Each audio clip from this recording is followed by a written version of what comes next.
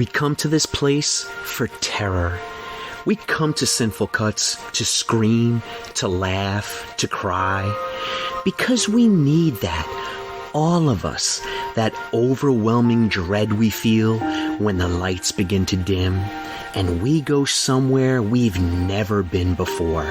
Not just terrified, but somehow possessed. Together. Horrifying images spoken directly into your ear. Kills that you can feel. Somehow, slaughter feels good in a place like this. Our slashers feel like the worst part of us. And stories feel insane and unstoppable. Because here, they are. Sinful Cuts. We make horror horrible.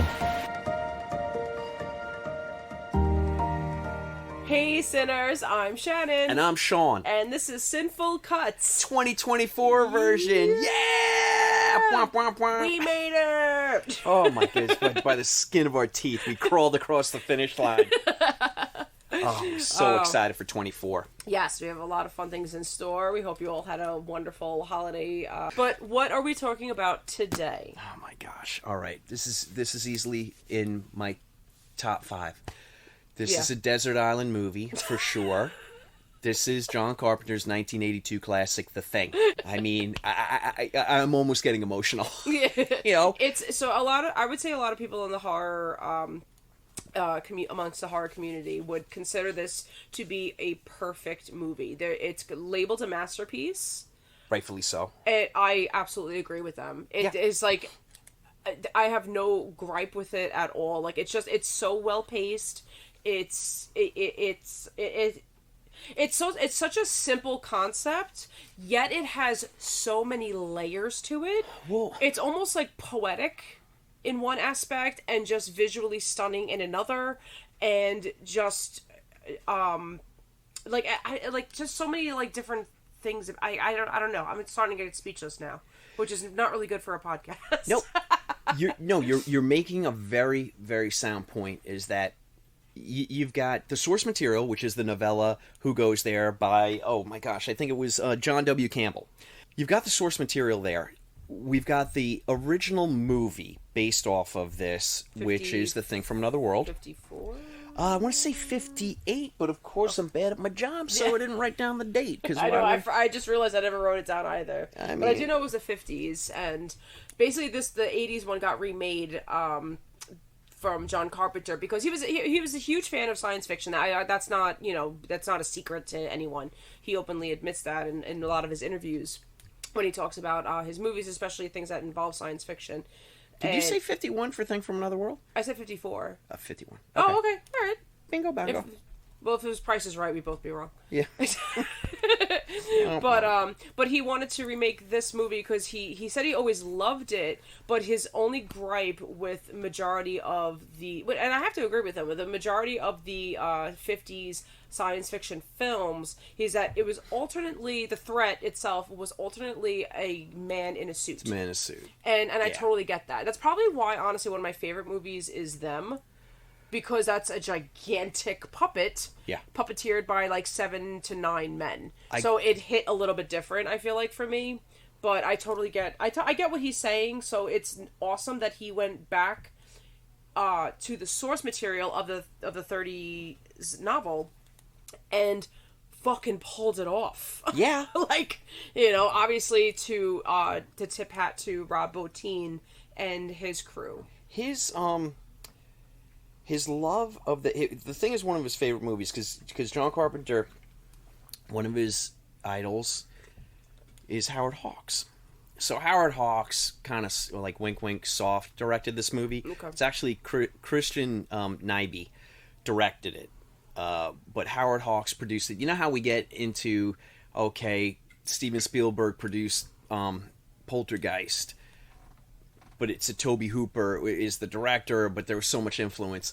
I think you could see a lot of Howard Hawks' influence in Thing from Another World, not taking anything away from Mr. Nyby, but you can see the influence. So John Carpenter, he doesn't want to make this movie. To your point, he doesn't want to make this movie, have it be another man in a suit, and do a disservice to a movie that's beloved. This is the movie that's actually on the TV that the kids are watching in Halloween. They're watching Thing from Another World. Yes. So I have a lot of love for the original as well. And Them, and Tarantula, and the Creature from the Snatchers. Yeah,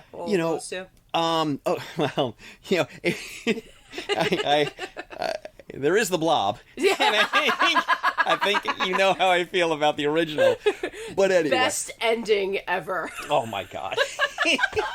Just go back, sinners. We actually covered the Blob, so if you want to, we covered both of them actually. So, if you want to go back to that episode and listen to what we need to say about that, I know that's it's still a fun episode. I had a lot of fun. Oh, we had a blast talking about that. It's probably one of my favorite episodes we've ever done. And this is part of the Mandela effect because I was completely convinced that I adored the Blob until I saw it, and I was like, "What is this bullshit all about?"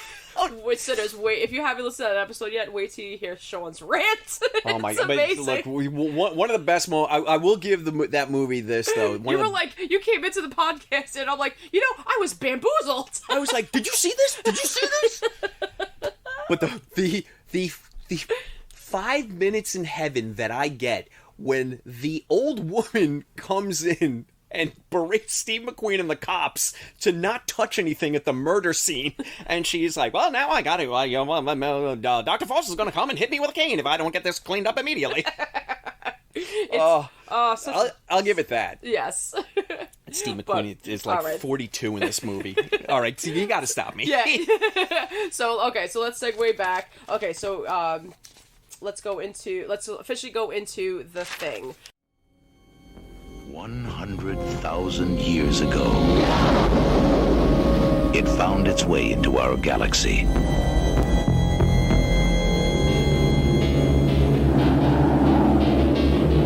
Trapped in the frozen wasteland of Antarctica,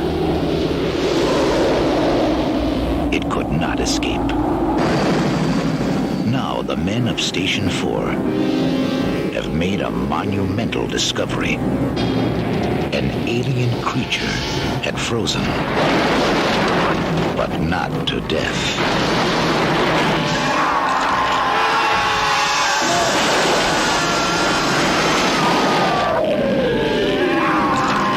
And man, it isn't Benny, is the warmest place to hide.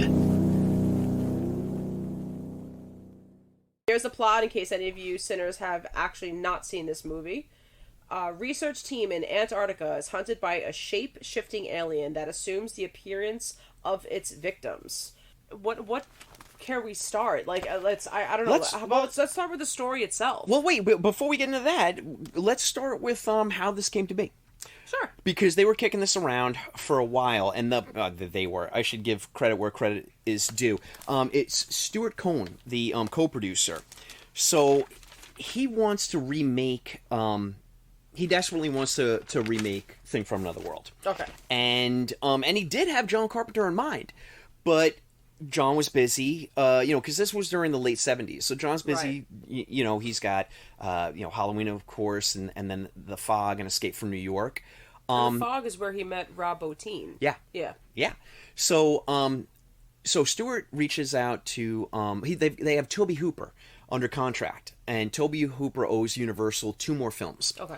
So Toby does 2 drafts of his take on Thing from Another World and revamping it, and it really was more along the lines of like an adventure movie, not a horror movie. Okay. And it was, from the research that I did, it was very much like a Captain Ahab down in the Antarctic. Okay. All right. So the studio, no bueno. They did not like it. So like, all right, you know what? Thanks. We're gonna take a pass, and then that brings John Carpenter back into it because now years have passed. This didn't happen all in like a long weekend. This in Hollywood, the speed of nothing. This took forever, and we're going from like say 76, and now we're coming up on the early 80s, and now John is available. Yeah. So really, he does need to be convinced though, because he couldn't wrap his head around, how am I going to make the creature different? Yeah, because that was the only way he was going to do it, And specific to his vision, which he did not even have yet. So he goes back to the source material, which is the Campbell novella, and it's kind of right there on the page, you know, being it's a shapeshifter. Mm-hmm. Now, all right, we have to figure out, okay, how are we going to do it practically? Yeah. How are we going to make this look?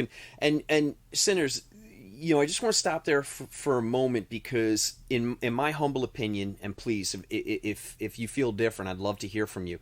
But 81 and 82, they're like watershed moments for practical effects. They're like the golden years, because it's the old school practical effects that, you know, from back in the Jack Pierce days and the Dick Smith days. You know, and the 50s creature features that we were talking about. But now they're exciting, and they've evolved, and we've got these just men and women who are just like, they're just getting after it as far as the practical effects go. But it's still practical. We haven't, you know, this is really... Everything was built. Everything. Yeah, this is that last moment, thing Shannon. You see was built and made and sculpted and... Yeah, every single solitary thing. It's like, so there was no instruction manual. It was only imagination. Your imagination. That's all it was. Well, your imagination, and holy jeez, I mean, you know, just from the credit sequence alone. And chemistry class, I guess. Yeah. You read the stories, because John wanted to do an homage to the original and have the thing burn onto the screen like in the original. Yeah. And, you know, Sinners, if you geek out on this stuff like Shannon and I do, look up credit, you know, how were the thing credits made, and you'll just hear a tale of woe on smoke outs and burnt garbage bags and, you know, lighting, you know, but this is the magic of movies, and this is, I think, why we're, you know, so enamored with them, and we do a podcast about them, because you never really, unless you're a geek like us and you search it out, you never really hear the horror stories and like the trials and tribulations and the real, I mean, the sweat equity that goes into making something incredible like this, even just the moment of the credits burning on scene. But it's worth, if you're into it, check it out, because the stories are great. But this is, you know, I mean, what song am I going to sing right now, Shannon? Please join me. It's the magic of movie making. We had our own lyrics. Again, our album got delayed. It will be dropping in 24. But please, you can get it. Maybe a live performance somewhere. I don't know. We'll figure it out. It will only be available on 8-track, but we're so proud of it. So please have a listen. So I just want to go through a couple of more beats on the development. So John does commit, you know, and now and how. What does he need? He needs a partner, someone who's gonna. He's not gonna write the script. He'll certainly have input on it, but he needs a partner that's gonna put the words on the page, and they're gonna make sense, and they're gonna be fleshed out. And that's Bill Lancaster, son of Burt, by the way. Well played, Bill, for having a father in Burt Lancaster.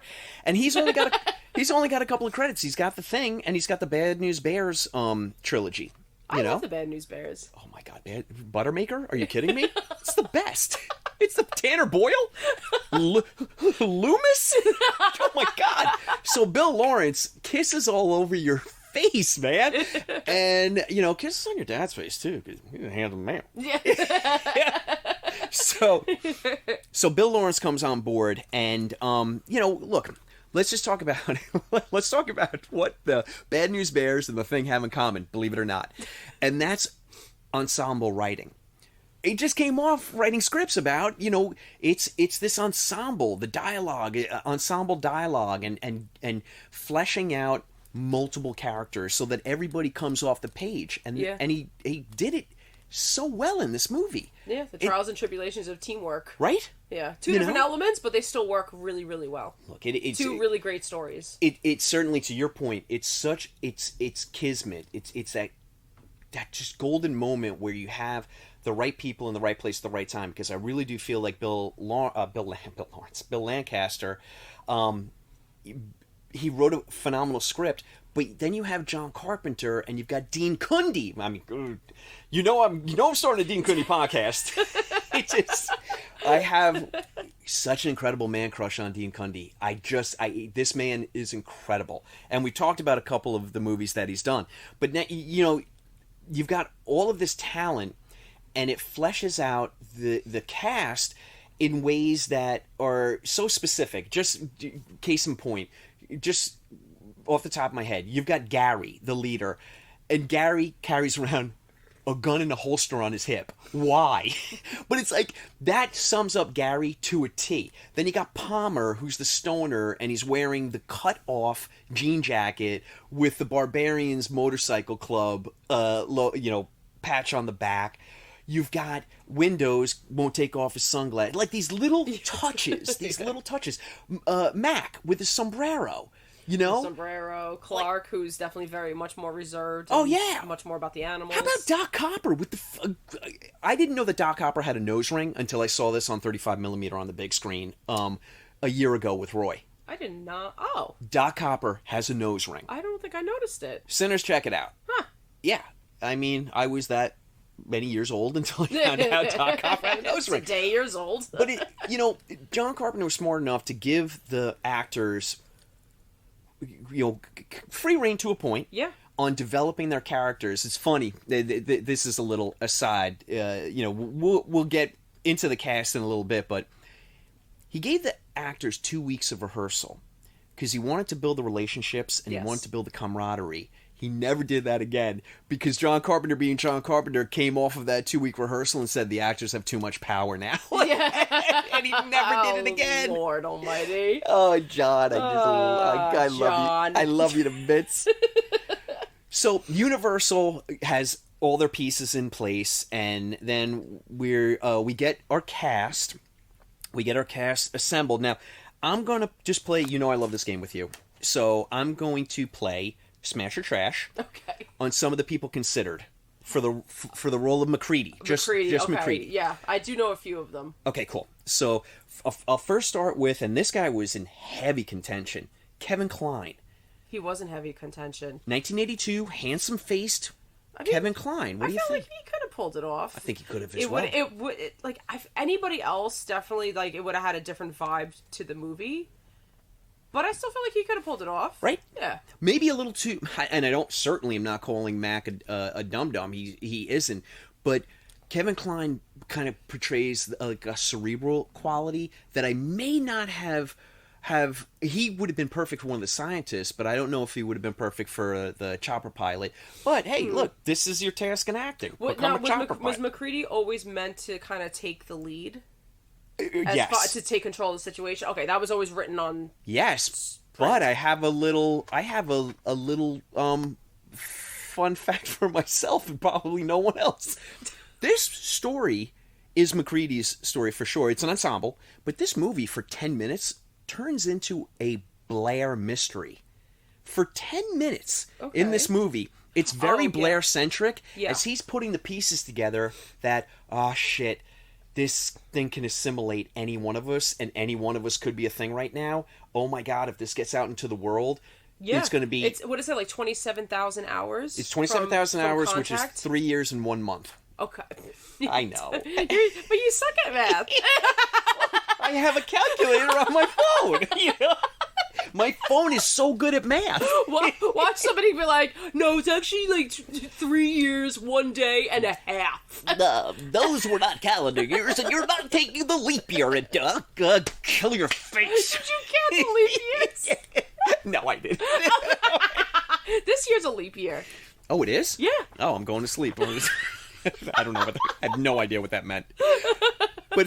But for a hot 10 minutes, and I watched the movie this morning, I was so intrigued with, we're having a little Blair movie in the middle of our MacReady movie, and I am so down for it. Are you talking about like his temper tantrum? Not a temper tantrum, but you know what I mean. His 10 minutes of just putting the pieces together until he has the temper tantrum, brought to you by Smirnoff's vodka, by the way, because he was always carrying around that little bottle. I felt so bad for Windows at that moment. Windows gets beat up by almost everyone in this movie. I know. I'm like, fucking Windows. Windows? Like, oh. I know. Like, I had a little soft spot in my heart for Windows because I'm just like, oh man, he's just trying to get in contact with anybody and then falling asleep. But then kind of. Hey, Windows, I don't feel bad for you at all.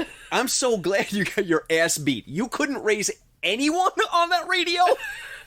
You are horrible at your job. Oh, Lord. No, I take it back. Windows. I felt so bad for Windows, and especially his death. But you know what? That's on Mac. Don't give Windows the flamethrower. He hasn't been a steady Eddie at any point during this catastrophe. Well, that's how you know the paranoia. Because we'll get into that. Because the paranoia itself was a whole nother like element, if not a character itself for this film. Good. And that's when you know when you have to trust your only person you could trust is Windows. I know. And that's desperation. You're like, oh, we're all gonna die. But we're definitely jumping ahead. So absolutely. Mm-hmm. All right. So then we have a couple of people a few people for Gary. Lee Van Cleef. Don't forget, he's coming off of Escape from New York with Houck. So Lee Van Cleef is in Escape from New York. I'm having a hard time picturing it, so I may have to trash.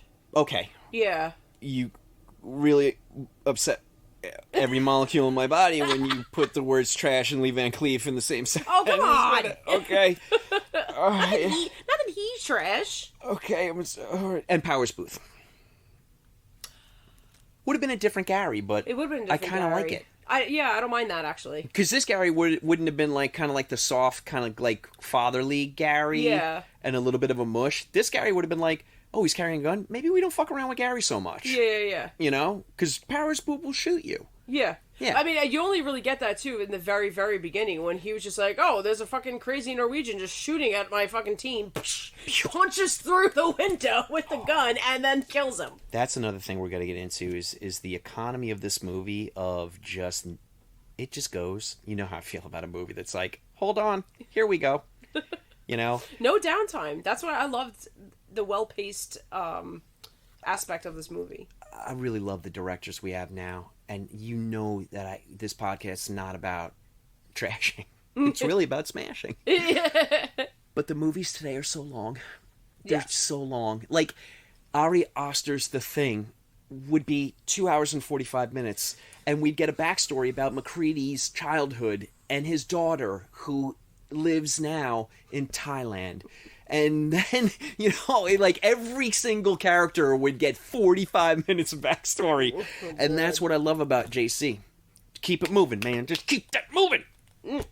Even movies I don't love, I'm looking at you, they live, I still love. Because he just gets it moving, you know? Yeah, we need more of that. Okay, so then for Childs, we had Bernie Casey. We had Isaac Hayes. We had Jeffrey Holder. Jeffrey Holder, see, I'm going to show my age. I know you don't know who Jeffrey Holder is. Jeffrey Holder was Bond villain, but he also did a 7-Up commercial where he would say, drink the Uncola, and then he would do this like, whoa, I can't do the laugh. But he had a very distinctive voice, and he could have been a pretty cool Childs. Okay. You know? Okay. Then you had Ernie Hudson. Ernie Hudson had this, and then John Carpenter was like, Ernie Hudson, the job is yours, except it's not because now I'm giving it to Keith David. Gotcha. Yeah. But I mean, Ernie, you got Ghostbusters, and we love you. So yeah, it worked out the way it should. And then for Blair, I only have one, and I'm going to do a game with you. All right, think of Blair. Okay. Think of actors John Carpenter has used very recently. Okay. And who of the actors John Carpenter has worked with plays Blair? Wait, wait, hold on. So I'm not ready for a game. We've got Halloween. Right. And we've got The Fog, and we have Escape from New York. It's an actor in one of those 3 movies. Okay. She or no, not. It's a man. Okay, yeah. And his goes by the name of Dr. Loomis, and his name is Donald Donald Pleasance. All right. In 2024, I'm not going to spring any more games. Donald Pleasance was in Escape from New York? No. Yeah, he played the president. Oh, fuck. You're the Duke of New York, number one. I haven't seen that movie in so fucking long. I need to refresh my memory. Why are you upsetting me so much today? And you're upsetting the listeners. I'm sorry. But I did watch his episode that he was in Twilight Zone. I have exciting news for you. Okay. if you want to see Escape from New York, I think it's at the Alamo Drafthouse. Fun. This 35 millimeter. Oh, that's cool. Go see it. Okay. All right, so that's our casting. I just want to have some fun with that. Let's get into the shoot because, it was arduous and it was challenging, but every single account that I read, everybody had a blast. Yeah, everyone had so much fun. They, even though it was deplorable conditions to get to British Columbia on one aspect to do the outside shots. Yeah. Bless you, Charlie. Bless you, Charlie. Right into the microphone. Yeah, is there something you want to say, pal? Oh, Charlie just wanted to yawn. I guess we're boring him. Sorry, Charlie. All right, buddy. Charlie's like, enough of Donald Pleasance. Come on, pal. Out you go. It wouldn't be a podcast unless you left in the middle. Thanks.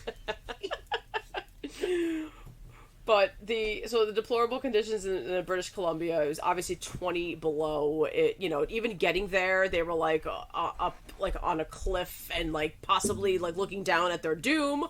And but they get to the set, they figure it out, and they actually all had such a great experience. They all got along. Yeah, they said you would just hike somewhere, and every single day, a typical morning became watching I don't remember if it was American bald eagles at the time. I forgot what birds they said, but you would see them picking up salmon and just eating salmon, and that was a typical.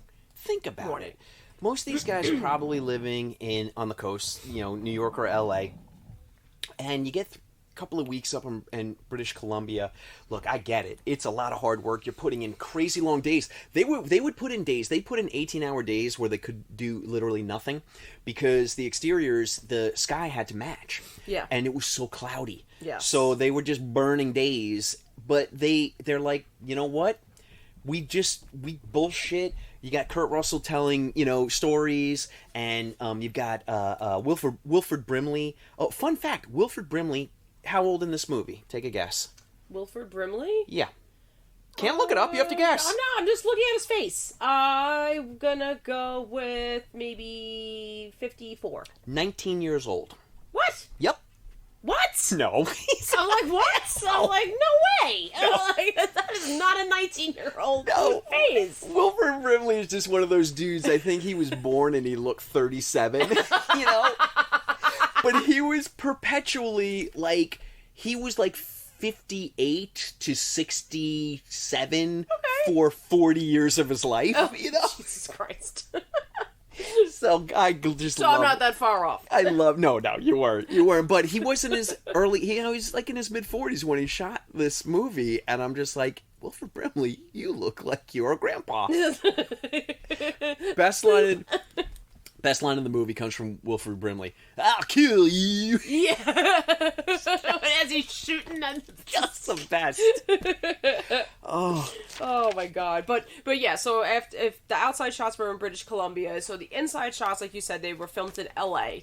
And so their experience filming in LA, obviously they had the refrigerated sets, so they had the parkas and everything, and so they were comfortable while they were inside filming, but then they would break for lunch. There's so many of them had so many funny stories about this, because they would break for lunch and come out, and they said it happened just to be the hottest summer on record. It was 102 I heard degrees. One of the stories I read, the extreme was 37 degrees in the refrigerated soundstage to 106 outside. In just walking outside. Everybody got sick. And they got to the point where it was too much work to take up all their gear, because I have to have all this winter gear on. Yeah. Which they definitely needed in British you're Columbia. in 37-degree soundstage. I mean, you want your long johns and your layers and layers. All that. And they said it was too much work to take it off. Richard Masur said this, and it was we just kept it on. Could you imagine? Everyone else is fucking looking at them what the fuck is wrong with these people? If they're just you know what, we're just breaking this down. It's going to be an hour. I think I wouldn't want to take all that stuff off either. Yeah. Yeah. But then again, I can't imagine it smelled real good. Oh no, they probably all smelled awful. One of my favorite tidbits that I picked up about the shoot. Okay, so we'd already discussed that this is really like the last stage in effect work that took the old school stuff, brought it into the early 80s and all the magic that comes with that, because the effects in this movie are just, oh my God. But now, after this movie, after 82, then we start getting into the early CGI stuff. Because think about it this way, Shannon. We go from 82 with The Thing to 88 with The Blob. The Blob's got incredible practical work. Yeah. But it also has a lot of computer work as well. Like early-ish CGI. Yeah. So this movie will always be so special to me because of the way I feel about practical work. Because of that. It's like, this is the last shining moment. You can't not respect it. Between this? And because it still also holds up. Well, that's why 81 and 82 for me, they really are off the charts, because you got Rick Baker with American Werewolf.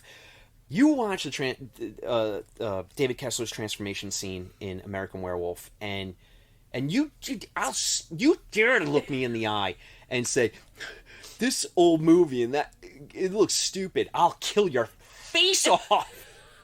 It's better than what they're doing now with CGI, which is incredible. I'm not putting the boots to CGI. When it's done well, I absolutely love it.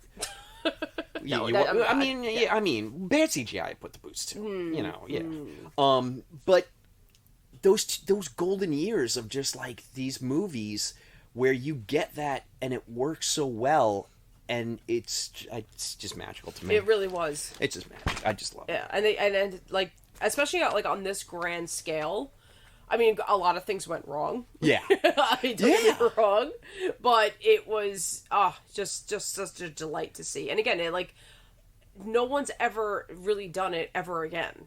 No. Like, not on that scale. People have tried. I mean, Sinners. They mead. I turned into Beaker. I turned into Beaker from the Muppets for a hot second. I love Beaker. They made a prequel in 2011. I actually had never seen it. Okay. Here's the absolute tragedy of that movie. It's not a bad movie. It's a workable prequel to this movie.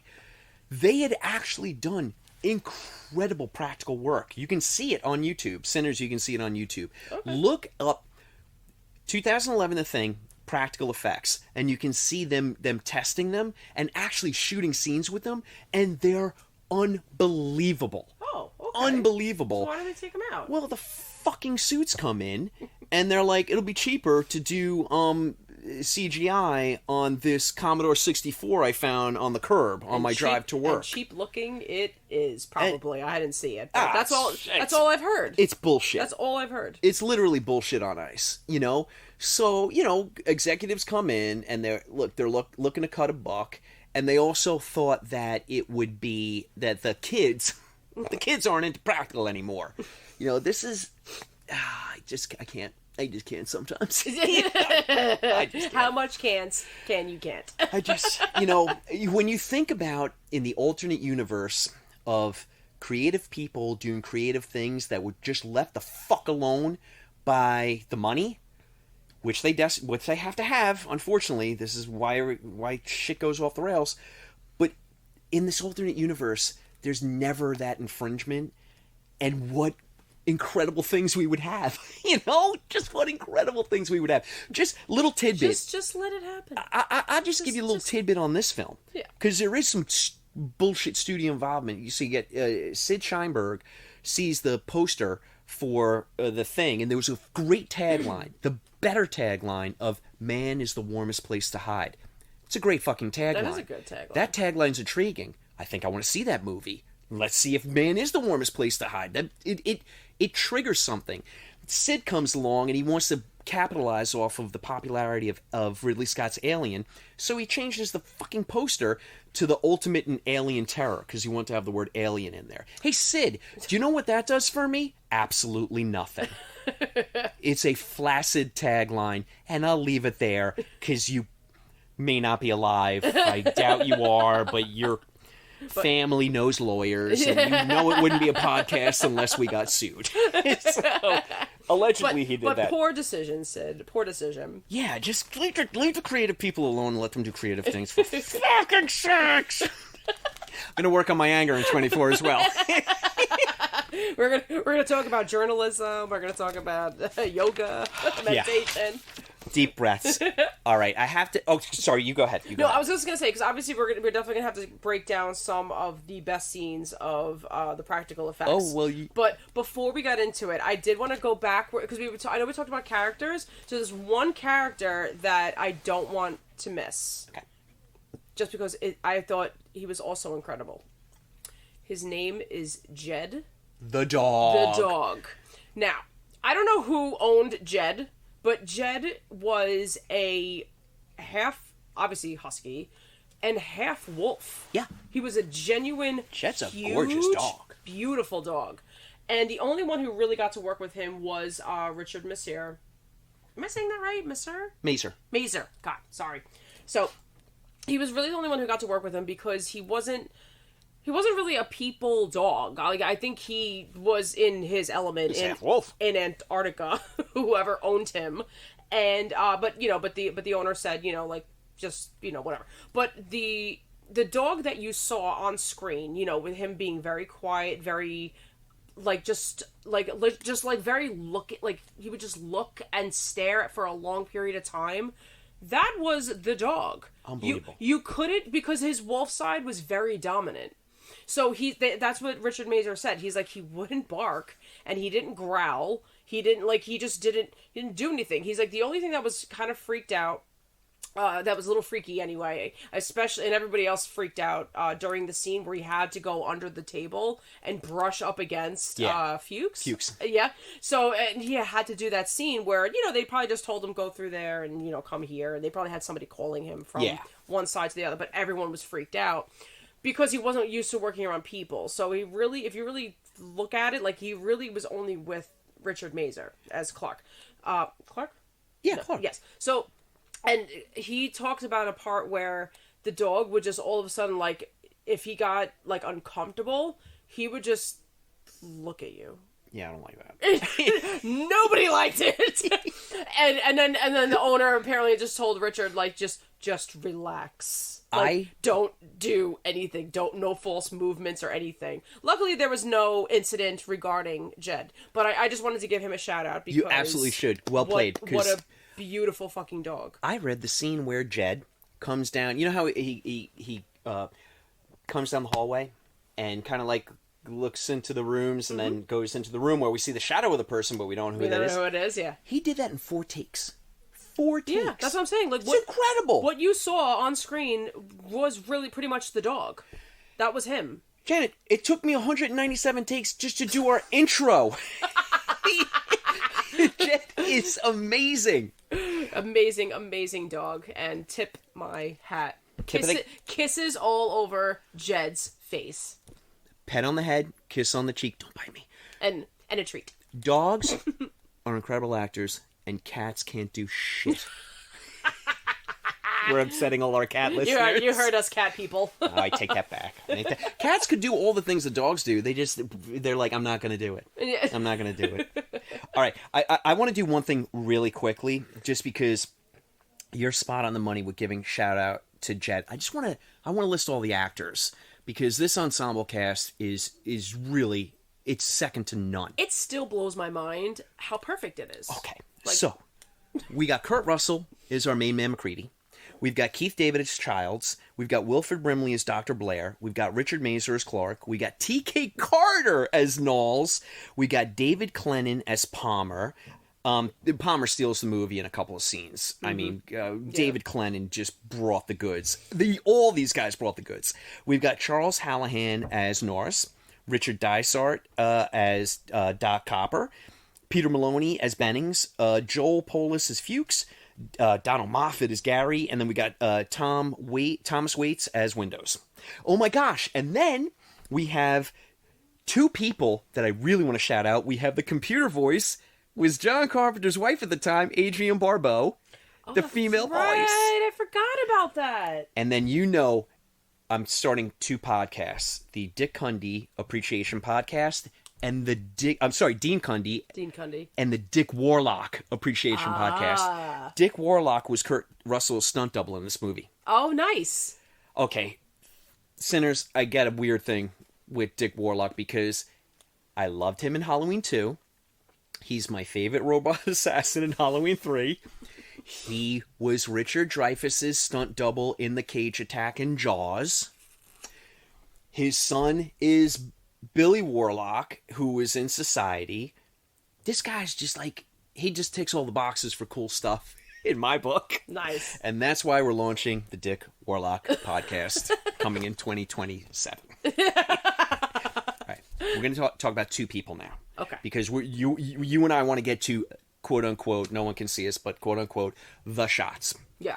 So we have to talk about two people. We have to talk about Rob Bottin and Dick Cundy. Yes. All right. So Dick Cundy says to himself, he says, how are we going to shoot this? We're not going to knock down any walls. Because you knock down walls, you can back the camera up, you can do wide shots. So we're going to keep that claustrophobic nature. We're just going to pull the camera back down the hallways. We're going to keep it very natural. And as the tension rises, the claustrophobia will increase. Right. And he's right. Yeah. He's using the natural light in the rooms, and he's using he's using deep blues for outside, and he's using warm yellows for inside to differentiate. But he's using a lot of that lighting that's already there from the outpost that they've constructed. Okay. So, what does he do though for the creature work? So, Dean, Rob, and John would look at Rob Bottin's creatures and say, okay, so like for case in point, they're looking at the dog thing as it really unpeels and starts to just go massive thingy. Yeah, where it's, yeah. So they're looking at that, and John is going, I like this piece here. I like this piece here. This works. I can use this. It's almost like a jigsaw puzzle. These pieces of the creature design work. These not so much. Okay. So then Dean steps in and says, all right, I'm going to light these here with pool lights because I can be very specific and we can keep the rest in shadow. Right. And that's what he does. And it works so frigging well. It really did. And look, I get it that it's time and effort and creativity and trial and error, I'm sure. Oh, yeah, plenty. But what you get is this piece of film history. No one's going to fucking say that about Avatar. I'm sorry, Avatar. I'm sorry, James Cameron, who almost got the, who was almost on this. He almost got the VFX work. No one's going to say that shit about Avatar. You know, I'll probably be proven wrong. I'm sure I will. You know, I'm just an old man yelling at the clouds right now. But these things, what's the word I'm looking for? They're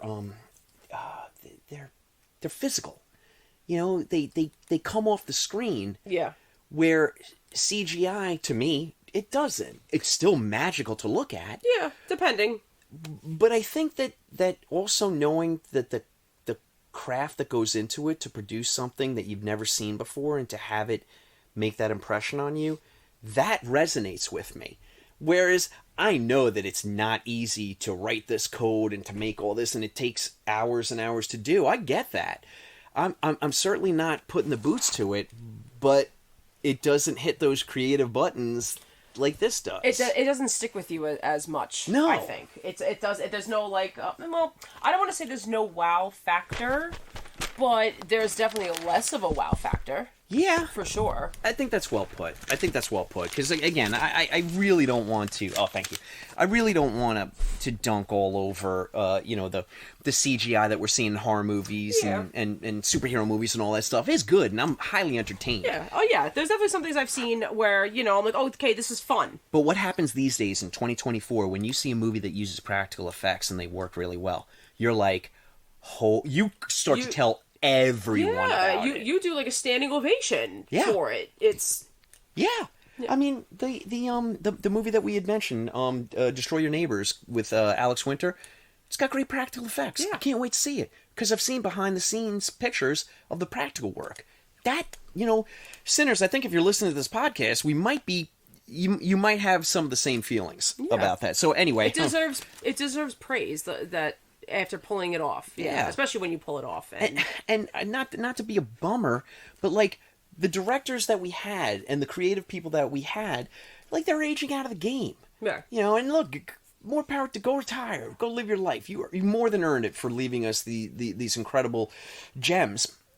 But my concern is that, is there a new generation? Yeah, the new age is that's going to come up that will do this practical work.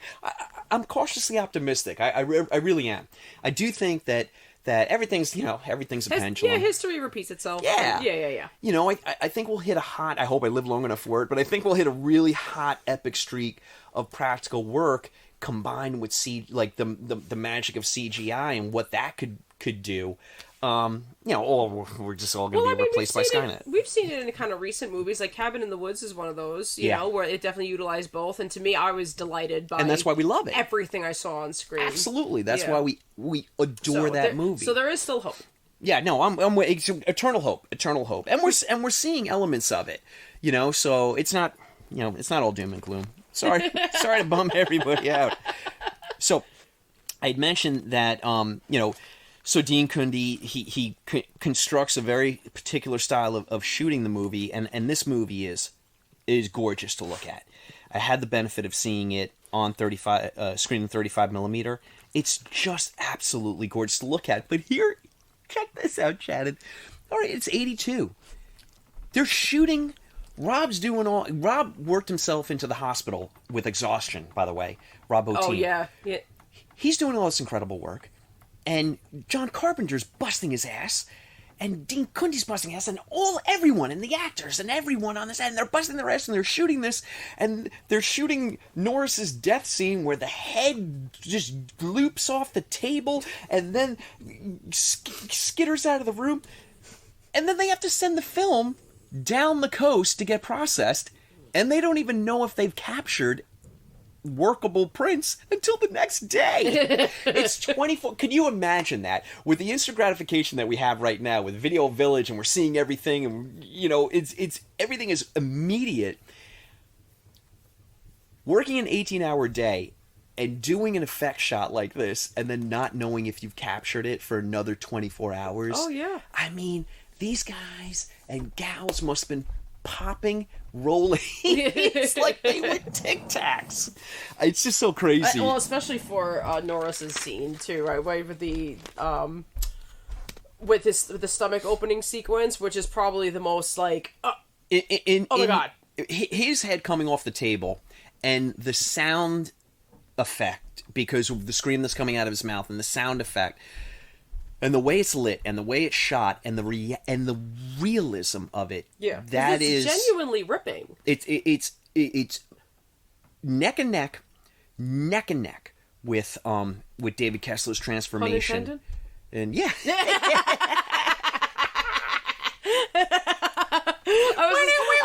I'm looking at you like, are you saying it on purpose? Do you not realize that? I did not. But that one effect right there is my all-time favorite practical effect. How can you not love that scene with the defibrillators going in, and that was Dr. Copper, right? That's Doc Copper, yeah. So okay, so he, so obviously then they, it's such, like, in a way, if you're looking for it, I think you can kind of see it because like it switches back to after his arms get pretty much like, eaten off by the thing, the whatever part you're looking at. By the way, that actor was a double amputee with a Doc Copper mask. Yes, and you can kind of see it, but like with the fucking chaos going on, it doesn't matter, it works because so beautifully well. You didn't, and that's like some of like the quote unquote jump scares that we don't fucking get anymore. No. Like that was a jump scare if I ever saw one, besides the blood test. Well, I'll say this, we don't get them in studio movies anymore. No. We get them in foreign films. Oh, okay, yeah. And we get them in independent. I'm gonna calm myself down before I get mad. I flip a table somewhere. We can't both get mad. One has to be the mediator. One of us has to be the voice of reason. Okay, the one thing I did want to point out, which I don't know if you notice, at the very end, when the Blair creature goes underneath the floorboards, and you have that great shot of the floorboards, blah, blah, blah, blah, blah, blah, blah, blah, and then the hole opens up. There's stop motion involved, because now these giant tentacles come out. They had actually done some pretty significant stop motion on this, but by the time they got to that point of the movie and had seen the process film and where they were at, what they had, it didn't mesh, but... It wasn't as seamless. They didn't have the computer, so that's where computer animation, or not even animation, there's really, a whole stop motion of the creature walking, you know? Yep. Would love to see that. Yeah, but he said it was like too like botchy, and yeah. It's probably pretty janky. Yeah, it could, I mean... But I would have loved to have seen When it. did that come out, though? Because Gremlins pulled it off. Yeah. Yeah, they did. This came out... Well, they were probably doing that in 81, because this came out in 82, and Gremlins was 82. 84? At least that's what I wrote. So a little stop motion Okay. magic so maybe it there. came out just a few years later. So maybe it could have been... Oh, it's so frustrating, because it just... It was almost like right there that we could have got a little stop motion action. God, I would have loved to have. I just want to see the behind the scenes. I'd love to see what it looks like, because I really do. When the hole opens up and the tentacles come out and they're big, and then it grabs the detonator, the plunger, and I'm like, oh, this is so good. There's definitely a scene that I saw of, like, you can see the guy like sculpting it. Really? Yeah. Is that on YouTube? The documentary. Sweet, I'm gonna check that out. Yeah. Okay. Go all the way to the end, almost. There's a great documentary that's on the Blu-ray where they have the cast talking about the movie, and just from their stories, you can see how much fun they had shooting this damn movie. I saw the documentary on YouTube. I think it's the same one. Love it. Okay, so if it's okay with you, if you're cool, could we get into post-production now, or have we wrapped up the filming, or do we have any more? Well, I only had one question, but I could ask it and you tell me if I know. If you want to, if you want to wait to talk about your post-production first, or no, let's talk about it now. Okay, one question I have. You got it. Just because, obviously, hi Charlie. He's like, one. Just waved to Charlie. Charlie lifted his head up. He's like, all right, I'm in. One question. Where do you stand on the ending? Okay. So we're talking about This has been a debate for 45 years. So are we talking about... How about we do this? I'll talk about my personal preference, and then, of course, we'll talk about what John Carpenter says, what Dean Cundey says, what Keith David says. Oh, there's too many things. I just wanted to know. Everyone's got it. Yeah. No, you can look it up anywhere. There's a lot of people that pick it apart, and I find it fascinating. I think the fact that it's still a debate... I love that. All these years, I love it. It's incredible, and I don't even think that he meant to create that. But look where we are. I think for the longest time I thought the Childs was a thing because he disappears and then he doesn't have the light in his eyes. But I think they're both human. Or breath. Mm-hmm. In 2024, I think they're both human, just because I don't know. I'm like, right now I'm feeling they're both human, but for the majority of my life, I was like, Childs, you're a thing. Yeah. What do you think? I know, only because you get, like, everybody else, like, disappears, and all of a sudden comes back, and then all of a sudden they're the thing, right? So I'm like, it looks like it would have followed the same. My whole thing is, I think I like to assume that both of them made it. But I get what everybody's saying. There's no light in his eyes, and he has no breath. I get it. Where Kurt Russell has he looks like he's smoking practically. Keith David's take on that is, well, if I'm sitting where the fires, which are all around, are blowing, and Mac is sitting and his a little further away, and he's not getting that draft from the fire, you're not going to see much. It's just is that naturally what probably happened? If it's so intricate and I have to deconstruct it to that level, I'm like, how about I'm a thing? Just I'll be a thing. What I love most about this movie is because, okay, quick aside. It's 1982. I see this trailer when I go to see Conan the Barbarian. I had to see Conan the Barbarian again because all I could think about when I saw it the first time was the trailer for The Thing. That's how, like, sometimes that happens to me. I'll see a trailer and I'm just like, for the movie I'm seeing, I just keep playing the trailer in my mind. Oh my God, I can't wait to see this. And it ruins what should be a nice day for me. The point I want to make in my I was still a child-ish at that point. I had really never seen a movie that was nihilistic. Okay. Yet. That was my first one at a young, tender age. And instead of being like, oh, shucks. I wish everybody could laugh. I was like, that's so fucking cool. Yeah. Like, the fact that they actually say in the movie, Mac's like, hey, we're all not going to survive. When he was saying that, when I was seeing it for the first time, I was like, hey, dude, what do you mean? Wait, what? Like, I had not seen at that young an age a movie where someone could accept their fate and they could be like, all right, let's do a selfless act and save the world, and we're not going to make it. I love movies like that. Mm-hmm. So that was my point, that this was the first truly nihilistic movie that I had ever seen, and boy, did it make an impression on me, you know? Absolutely. Okay, so we'll get to... All right, this is where things get sad for our friend John. We'll get to post-production. Right. So, John's main fear that we'd already talked about is he doesn't want a Man in a Suit movie. They hired Drew Struzan, who is one of the quintessential poster artists. You've seen his work for Raiders of the Lost Ark and Star Wars. It just name a hit movie, and Drew Struzan has probably done a poster that you cherish. Oh, Goonies. Yeah. Mm-hmm. Goonies, when they're hanging off the stalactite. Yeah. Drew Struzan. Okay. So the studio commissions Drew to make the poster, and he basically does it in like 36 hours. And he sends it in, and John sees it, and he's like, this is exactly what I didn't want. This is literally a man in a suit standing. Look, I love the poster for what it became, but I'm with John on this. It's not really a great representation of what the movie is about. No, not really. You know, and then when Sid comes in and I guess it's iconic now, but... well, that's the thing. Yeah. It became a cult classic and then a classic, so now it's like, oh yeah, the Thing poster, it's great, and I love it.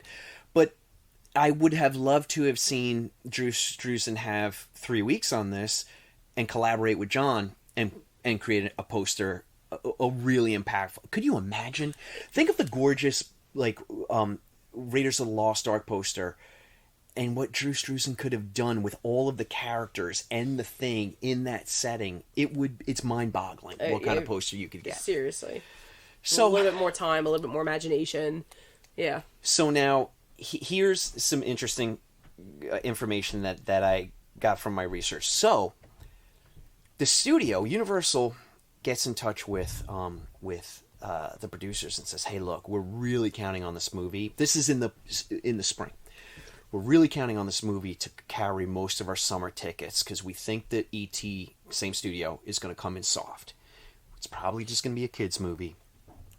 It's going to get the kid ticket. It's not going to get the teens and the adults. You guys are going to get the teens and the adults. Boy, oh boy."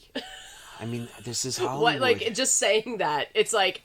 This is Hollywood, though, Shannon. Isn't this like, you read these stories and you're like, you can't wrap your head around it. You're like, what do you mean? You get Spielberg directing E.T., but the studio was like, it's a kid's movie.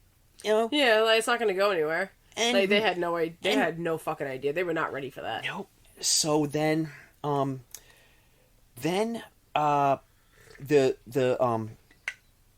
trailer is attached to E.T. Now, there's a story that the producers went to a movie theater in LA and they go and see E.T. because they want to see the reaction to the trailer. Okay. Now, remember, I saw the trailer and I was like, going next level, orgasm. What's happening to my little preteen body? But that wasn't the reaction that the grandmas and the grandpas who were taking little Joey to go see E.T. had. It didn't get any reaction whatsoever. And really? The producers were like, oh no. So they start getting, they're like, okay, let's see. And sure enough, the movie comes out 2 weeks after E.T. And I think there are a couple of factors. I think that it was E.T. mania. Nothing did well after E.T. No. Blade Runner came out the same day as The Thing. It's funny, Blade Runner and The Thing now, I think, especially in the horror and sci-fi community, are light years beyond the respect that E.T. gets. Mm-hmm. Not to shit on E.T. Love you, E.T. Got the Reese's Pieces right here in my pocket for you. But it's just weird how things play out over the course of time. It's astounding sometimes. Yeah. So now we've got Blade Runner, and we have The Thing, and then you have E.T. Look, it's an embarrassment of riches. We're happy to have them all, But boy, oh boy, did that little alien eat their lunch, you know? And some. So John was set to direct Firestarter. I didn't know that. And they took it away from him. Okay. Because the movie bombed. Yeah. And he says, this is his favorite movie, by the way. He says The Thing is his favorite movie, but he said, like, you know, the fucking studios, man. You know? So, yeah, I would really have loved to have seen what a John Carpenter Firestarter would have been like. Now, look, we get a John Carpenter Christine, so we still get a collaboration. Yeah, I was just gonna say. Yeah. Supposedly he didn't want to do Christine, though. Like, he got it was like just for a paycheck. He was scared that the studios weren't even gonna call him anymore. Okay. So when they offered it to him, he jumped at it. He just did it, yeah. And look, you know how I feel about Christine. Yeah. I'm excited to get a different take on it with Brian Fuller. Mm-hmm. To see what he does with it, you know, because John is very forthcoming, saying, "Look, it was a jobber, you know, I took it for a paycheck," but he still did his, you know, his touch on it. Yeah. So, you know, just to go over some of the things that happened. The New York Times called it instant junk. Christian Nyby, the original's quote unquote director, panned it.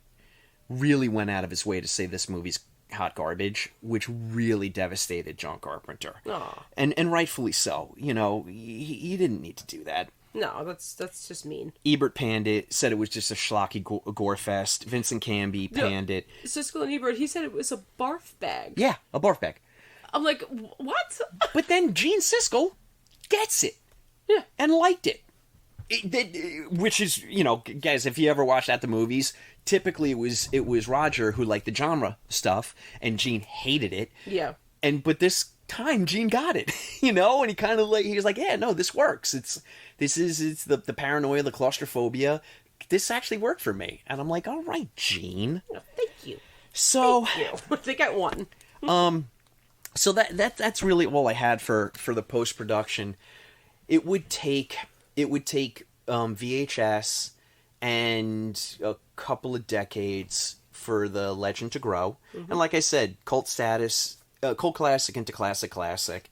And now it's listed in one of the 100 movies that you must see. Yeah. I mean, I like it better than E.T. Yeah.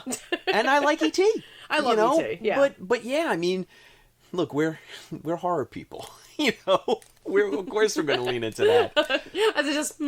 But I just, you know, I have, I just have such a soft spot in my heart for John Carpenter and Deborah Hill. And Deborah Hill wasn't involved in this production, but like the team that he had, like the actors that he works with, the Tom Atkins, you know, and the Kurt Russells and the Deborah Hill and the Dean Cundey, like the earlier stuff that John did. It's just so magical to me. Yeah, I agree. Because it's so visually incredible. Again, there was imagination. It was... Yeah. Like, just, I don't know. It wasn't like, yeah, like you were saying before. Like, it's not like just, oh, let's click this button, clack that, you know. I don't want to downgrade, you know, the art of computer animation. We respect the clicks and clacks. We do. Yeah. We do. On one level. But on another level, when you didn't have it at your... disposal, what you had to come up with to make something work, that's where the magic lies. I have, and this is just me. I think I'm speaking for you as well. You'll let me know. But we have a hard time truly, you know, feeling bad for or deeply respecting the art of clickety-clack. Mm-hmm. Because you're in an air-conditioned room, and these people were dealing with volatile chemicals, and people got burnt, and people got, you know, some people got mildly hurt, and it was trial and error, and thinking on the fly. And I'm not just talking about The Thing, I'm just talking about practical work movies in general. And just, you know, making movies, and just trying to capture that lightning in a bottle. Yeah. And I'm so astounded by it when these people come together and they're like, how the fuck are we going to do this? And then they do. And then they do it. Yeah. You know, and it's incredible to me. Chef's It's just kiss. incredible. Oh, chef's kiss all over The Thing, even though you're infecting me as I do it. I don't care. Oh, it's so delightful. So, okay, that's one in the can for 2024. Mm-hmm. This was a guestless podcast. We are going to have those. Sorry, sinners. Sometimes you're going to be stuck with just the two of us. We are going. Do we announce next week? Do you want to? I forgot which one it was. Okay, it involves an axe and a door. Ah. And a hedge maze. The Shining. Yup. Yay! All right, so next week we have The Shining. Look, sinners, I know that this movie has been talked to death. And boy, if you want to get into conspiracy theories about the filming of the movie, you can go on for ages. We will touch upon some of that, but we're pretty much going to get into the hard yards of making the movie, who had fun, who didn't, what we feel about it, how it resonated with society, stuff like that. Maybe fun facts here and there. Oh, fun facts up the wazoo. Mm-hmm. So we're gonna keep it to the fun stuff. But until then, you know I can't do anything. And that's a cut. Oh, I'm changing.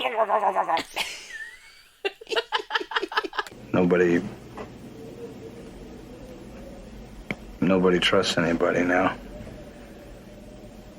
We're all very tired.